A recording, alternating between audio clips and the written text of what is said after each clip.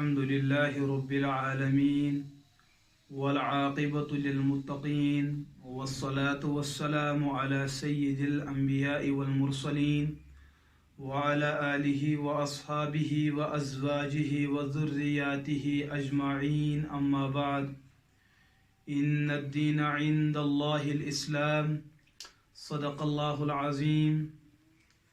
گرامی قدر عزیز بزرگوں اور عزیز ساتھیوں اور امت مسلمہ سے جڑے ہر فرد، چاہے مرد ہو یا خاتون، چاہے جماعت ہو یا انفراد ہو، اس وقت میں جو آپ حضرات کے سامنے موجود ہوں وہ اس وجہ سے کہ جب بھی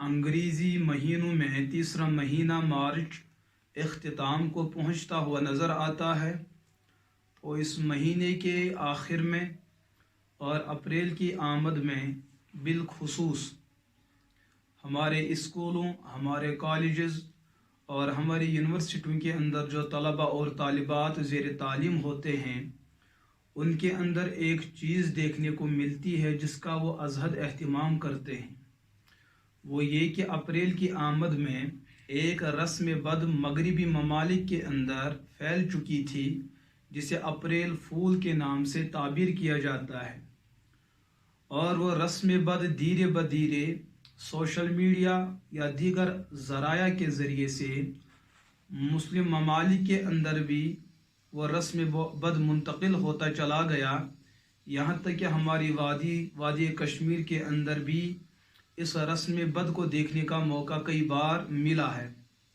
تو بالخصوص اس کے اندر جو قوم زیادہ ازحد مبتلا ہے وہ ہمارے اسکول، ہمارے کالج اور ہماری یونیورسٹیوں کے اندر پڑھنے والے طلبہ اور طالبات ہیں.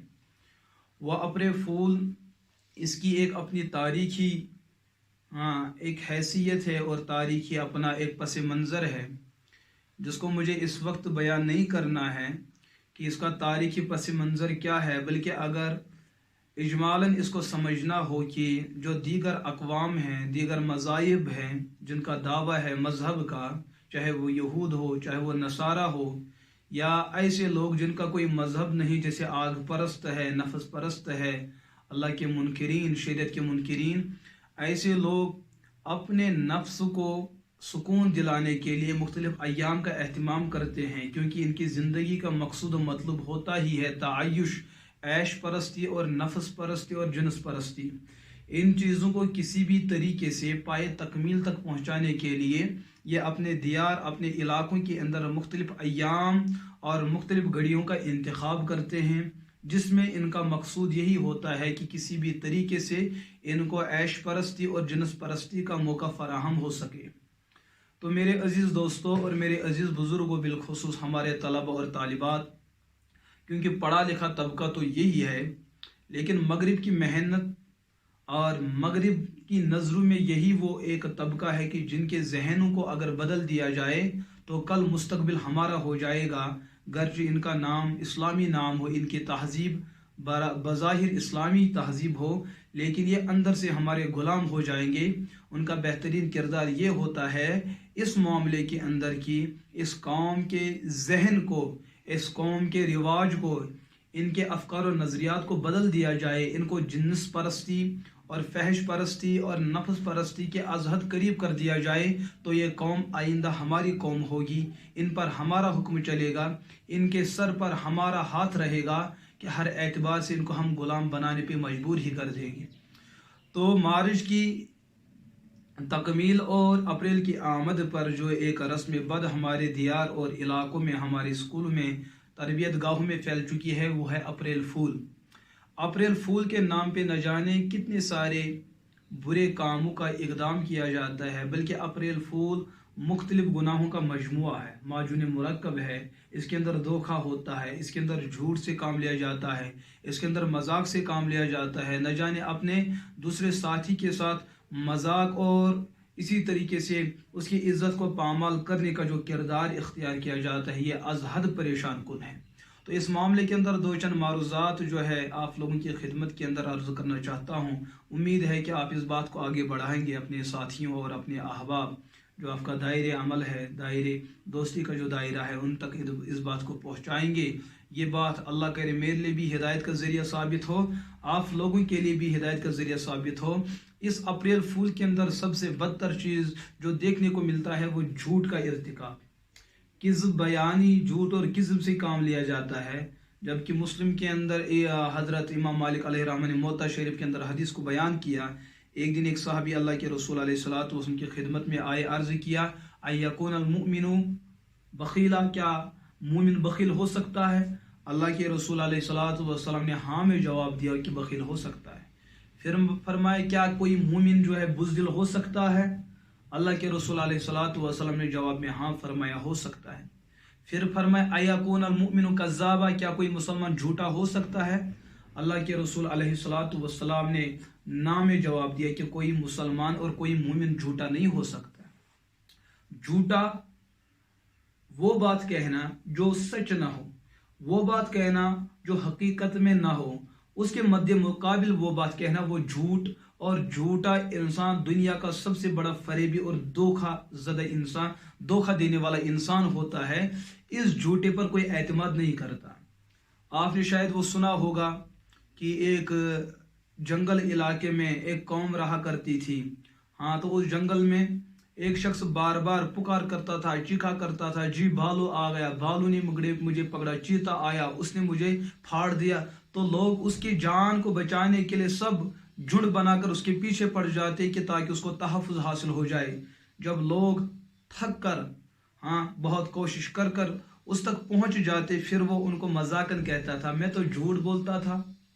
तो बहुत वक्त से, बहुत अरसे से यही उसका तरीक़ाकार चलता रहा। एक दिन सच में चीता भालू आया और उसको पकड़ लिया। अब की बार उसने और चीखना शुरू कर दिया कि लोगों, मुझे भालू ने पकड़ा, मुझे रीछ और चीते ने पकड़ा। लोगों ने कहा कि ये कमबख्त तो हर दिन धोखा करता रहता है, झूठ बोलता रहता है, आज भी झूठ ही बोला होगा। सब लोग अपने घर के अंदर सुकून से रहे। जब अगले दिन उठने को हो गए तो जंगल की तरफ जब उनका चलना हुआ तो देखो उसकी लाश पड़ी हुई थी। दोस्तों, ये दुनिया के अंदर झूठे का अंजाम यही पे होता है।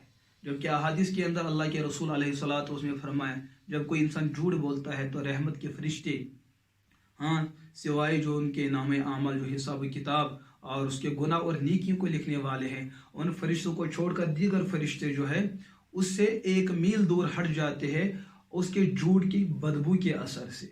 यानी कि रहमत के फरिश्ते भी एक इंसान के झूठ को बर्दाश्त नहीं करते हैं। एक मुसलमान का किरदार भला ऐसे कैसे हो सकता है कि अप्रैल की आमद पर किसी मुसलमान या गैर मुस्लिम के साथ झूठ से काम लें? शरीयत इन चीज़ों को कतन बर्दाश्त नहीं करती है। अगर इस्लाम का निज़ाम होता, ऐसे झूठों को जो है जेल के अंदर धकेल दिया जाता। लेकिन अफसोस होता है कि ये जो तलबा और तालिबात है, जिनको हम तालीम याफ्ता कौम से ताबीर करते हैं, यही लोग झूठ से काम लेते हैं। असातिज़ा की निगरानी में, हाँ, जिम्मेदारान की निगरानी में झूठ से काम लेते हैं और इनके असातिज़ा इनको मना तक भी नहीं करते हैं।